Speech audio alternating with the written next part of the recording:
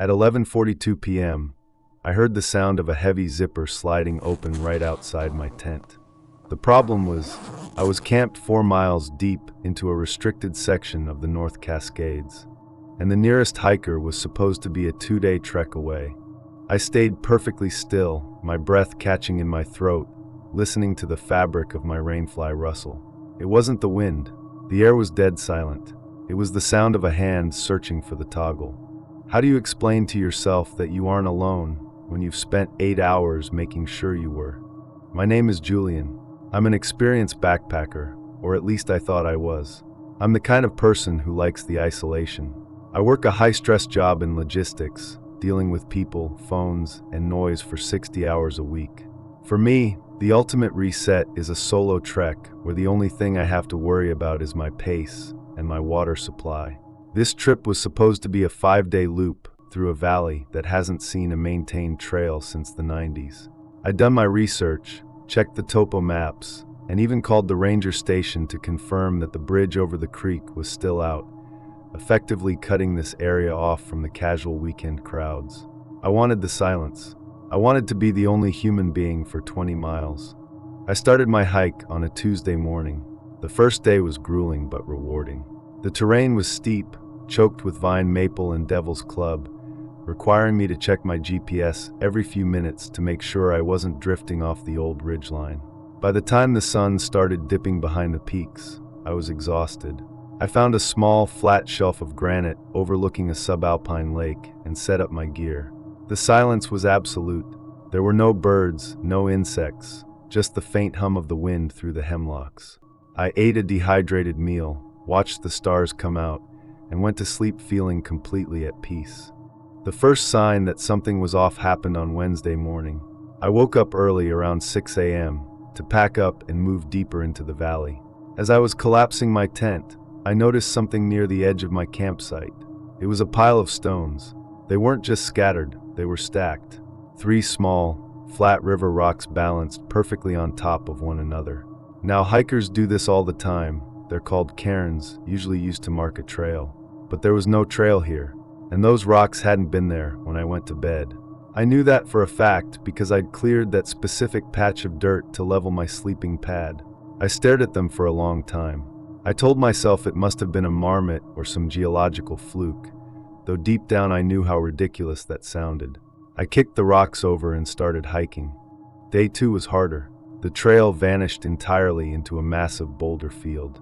I spent hours hopping over granite blocks the size of Volkswagens. It was physically draining, and the heat was starting to get to me. Around 2 p.m., I stopped to filter water at a small spring bubbling out of the rocks. As I pumped the water into my bladder, I looked back at the way I had come. About 300 yards back, near a lone, lightning-struck cedar tree, I saw a flash of color. It was quick, just a flicker of red against the gray and green of the mountainside. I stood up, shielding my eyes. I waited for a person to emerge, for a backpack to bob up over the rocks. Nothing moved. I stayed there for 10 minutes, watching. The mountains remained still. I figured I was just tired, seeing things in the glare of the sun. Red could be anything, a leaf, a piece of trash caught in a bush, a trick of the light on a mineral vein in the rock. But I started hiking a little faster. By the time I reached my second campsite, a dense grove of old-growth firs near the base of a pass, the sun was already low. I felt a strange urge to hide my camp. Usually, I picked the spot with the best view, but that night I tucked my tent behind a massive fallen log, obscured by thick brush. I didn't even use my stove. I ate a cold protein bar and sat in the dark. The silence that had felt peaceful the night before now felt heavy. Every snap of a twig made my heart jump. I kept thinking about that red flash. If someone was following me, why hadn't they caught up? Why hadn't they waved? Solo hikers usually like to check in with each other out in the bush. It's a safety thing. I fell into a fitful sleep around 9 p.m. I dreamt of the sound of boots on granite. That brings us to 11:42 p.m. The zipper. When I heard that sound, my first instinct was that it was a bear. We have blacks and grizzlies in the Cascades, and they're notorious for investigating smells. But a bear doesn't use a zipper. A bear rips through the nylon with its claws. A bear is heavy, clumsy, and breathes with a deep, guttural huff. Whatever was outside my tent was moving with a surgical, light touch. I reached out and grabbed my bear spray. My hand was shaking so badly the canister rattled against the floor. I waited. The rustling stopped. I could hear a soft, rhythmic sound. Breathing. It was thin and fast, coming from just inches away, on the other side of the thin mesh door. "Hello," I managed to whisper. My voice sounded tiny in the vastness of the woods. The breathing stopped instantly. The person, whoever they were, didn't run. They didn't speak. They just went completely still. I sat there in the pitch black, staring at where the door should be, my eyes straining to make out a shape through the rainfly. Seconds turned into minutes. I was terrified that if I turned on my headlamp, I'd see something pressed against the mesh that I wouldn't be able to unsee. After what felt like an hour, I heard the sound of footsteps retreating. Not the heavy, crunching steps of someone in hiking boots, but something softer, muffled, like someone walking in thick wool socks. They moved away from my tent, heading back toward the trees. I waited until I couldn't hear them anymore. Then I waited another 2 hours. I didn't sleep a second. I sat with my back against the log, bear spray in one hand and my folding knife in the other, watching the dawn slowly gray the sky. As soon as there was enough light to see, I crawled out. My heart was in my throat. I looked at the ground around my tent. The pine needles were disturbed, scuffed up in a circle around my sleeping area. And there, right in front of my tent door, was another stack of 3 rocks. I didn't pack. I didn't care about my stove or my expensive sleeping pad. I shoved my essentials into my pack, grabbed my trekking poles, and started running. I decided to abandon my loop and head straight for the pass. If I could get over the ridge, I could find a way down to the Forest Service road. It would be a brutal off-trail scramble, but I didn't care. I just needed to be out of the trees. The climb up the pass was a nightmare. The terrain was steep, a mix of loose scree and crumholes, those stunted, twisted trees that grow at high altitudes. I was gasping for air, my lungs burning, but I didn't stop.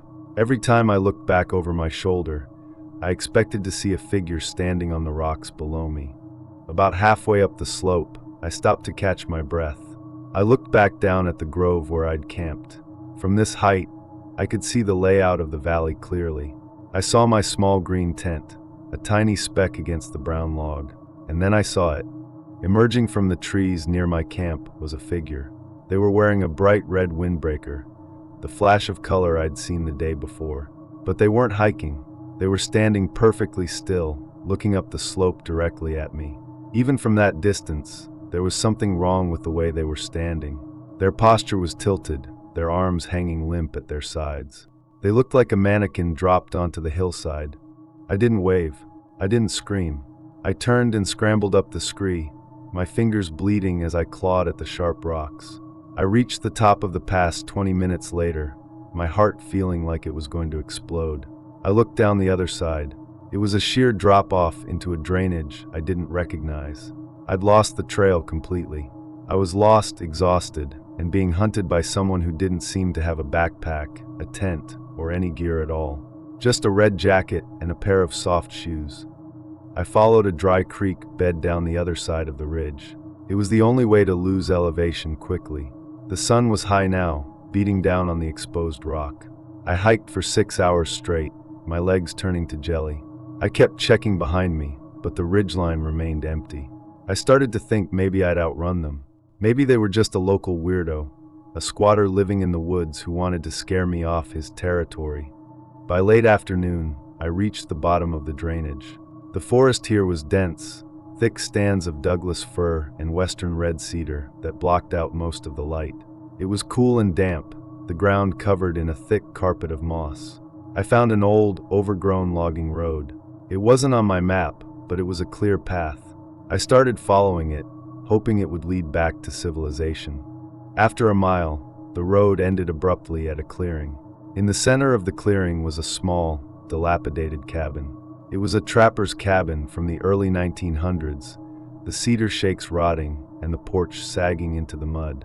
I didn't want to go near it, but the logging road didn't continue on the other side. I had to go through the clearing to find the next drainage. As I walked past the cabin, I noticed the door was hanging open on a single hinge. I couldn't help myself. I shined my light inside. The interior was empty, except for a pile of old, moldy blankets in the corner. But on the wooden table in the center of the room, there were rows and rows of rocks. Hundreds of them, all stacked in groups of 3. They covered every inch of the table, the floor, and the windowsill. And in the center of the table, sitting on top of the largest stack of rocks, was my wallet. I reached for my pocket. My heart stopped. It was gone. It must have fallen out when I was scrambling up the scree, or maybe it was taken from my tent while I was asleep. I hadn't even checked. I didn't grab the wallet. I turned and ran into the woods on the far side of the clearing. I didn't follow a road. I didn't follow a creek. I just ran in a straight line, crashing through the brush, ignoring the branches that whipped across my face. The sun began to set.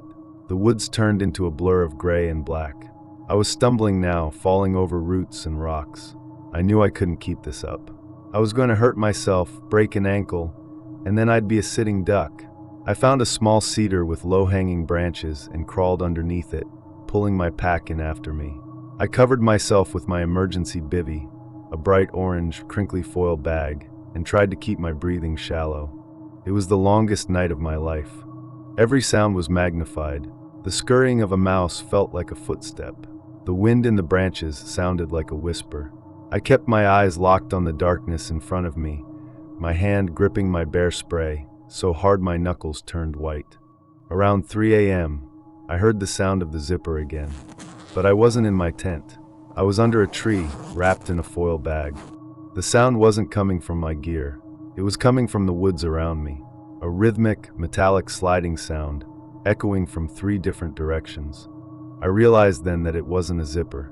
It was a voice. Someone was mimicking the sound with their throat. A wet, clicking imitation of a tent zipper. Then the whispering started. It wasn't words. It was just a low, melodic humming, like a mother singing to a child, but the pitch was all wrong. It was too high, too nasal. It was circling my tree.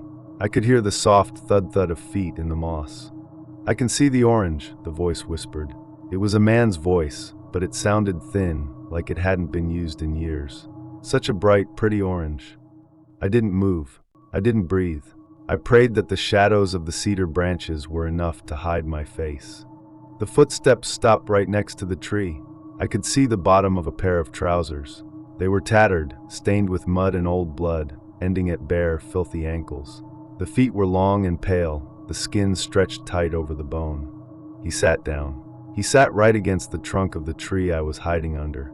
I could hear his back rubbing against the bark. We were separated by maybe 6 inches of cedar branches and a thin layer of foil. He started to talk to himself. "He's fast. He's a fast one. But they all get tired. They all stop to look at the rocks." Did he like the rocks? I spent all morning on the rocks. I thought he'd like the red better. Everyone likes the red. He stayed there for 4 hours. He talked about the mountains, about the others who came through the valley, about how the green houses, the tents, were his favorite because they looked like giant eggs. He talked about how he liked to watch them sleep, to see how their eyes moved under their lids. I sat there, paralyzed, the foil of my bivy bag crinkling every time I trembled. I knew if I made a single loud noise, he'd reach under the branches and find me. As the first light of dawn began to filter through the canopy, he stood up. "I have to go find my hat," he said. "I left it by the water." He walked away, humming that same horrific, off-key tune. I waited until I couldn't hear him anymore. Then I waited another hour. When I finally crawled out, I didn't look back. I found a ridge, climbed it until I had a cell signal, and called 911. I stayed on the ridge in the blistering sun until the search and rescue helicopter found me 4 hours later. I told the police everything. I told the rangers about the cabin, the rocks, the red jacket, and the man who mimicked the sound of a zipper. They sent a team in to investigate. They found the cabin. They found the stacks of rocks. They even found my wallet, still sitting on the table. But they didn't find the man. What they did find was a nest in the crawl space under the cabin. It was lined with pieces of nylon, scraps of red, blue, and green fabric cut from dozens of different tents. There were hundreds of items: keys, sunglasses, wedding rings, and small, dried pieces of what looked like leather, but the forensics team later confirmed was human skin. They also found a journal. It wasn't really a journal, just scraps of paper and the backs of old maps covered in a frantic, looping script. Most of it was nonsense, but one page was dated from the week I was there. It described a fast man in a green egg. It described how the writer had watched the man sleep and how he'd followed him up the pass. The last entry was the most unsettling. He thinks he's gone. He thinks the loud bird took him away. But I have his smell now. I have the smell from the orange bag. The mountains are small. Everything comes back to the valley eventually. I don't go hiking anymore. I sold all my gear. I moved to a city where there isn't a tree for miles. I live in a high-rise apartment with a 24-hour security guard and steel doors. But sometimes, when I'm lying in bed and the room is quiet, I'll hear a sound from the hallway. Zip, zip, zip. And when I check my front door in the morning, I find 3 small, flat stones stacked on the welcome mat. I haven't gone back to the mountains, but I think the mountains are finished with me. They're just waiting for me to fall asleep.